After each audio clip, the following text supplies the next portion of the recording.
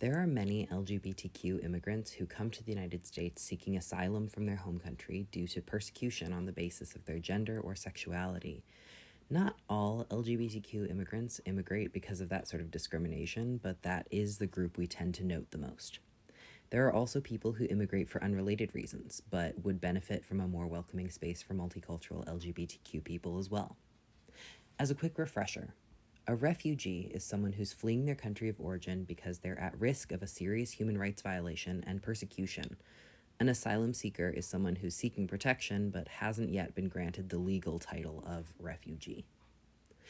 Upon reception, asylum seekers under U.S. law are ineligible to work for 6 months after applying and are not eligible for public assistance until they're officially granted refugee status. That means they may have very little support here.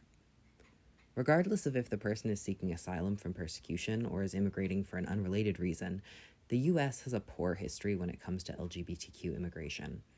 The Immigration Act of 1917 discriminated against anyone undesirable, including disabled people, and anyone deemed mentally defective, which included LGBTQ people. Later, sexual deviations specifically became grounds for banning someone from the country. Up until 2010, being HIV positive would warrant rejection as well.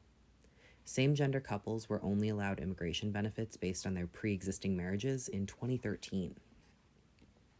Now, only legal marriages qualify for immigration benefits and protections, not civil unions. The couple must be married in their country of origin in order to get visas as a couple.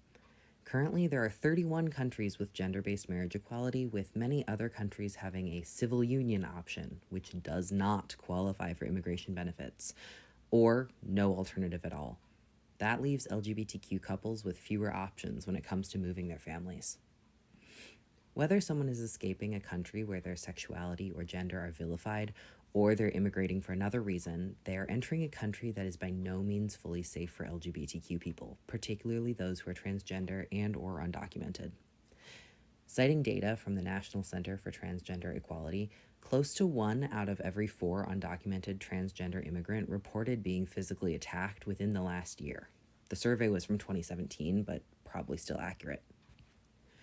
To combat that issue, some undocumented queer folks have taken on the purposefully politicized label of UndocuQueer to describe their experience living at the intersection of those marginalized identities and to reject the fear and shame associated with those words.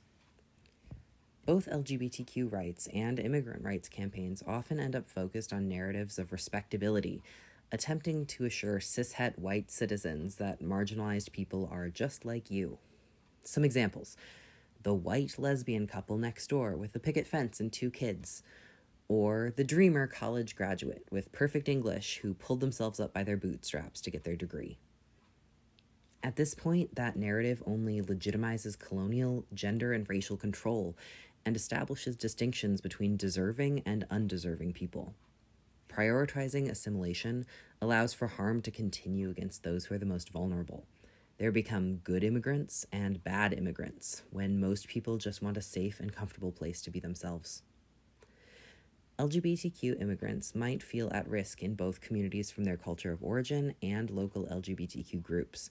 Acknowledging and claiming those intersections helps to push for the necessary spaces and changes in our narrative surrounding who's deserving of safety and community here, which should be everyone.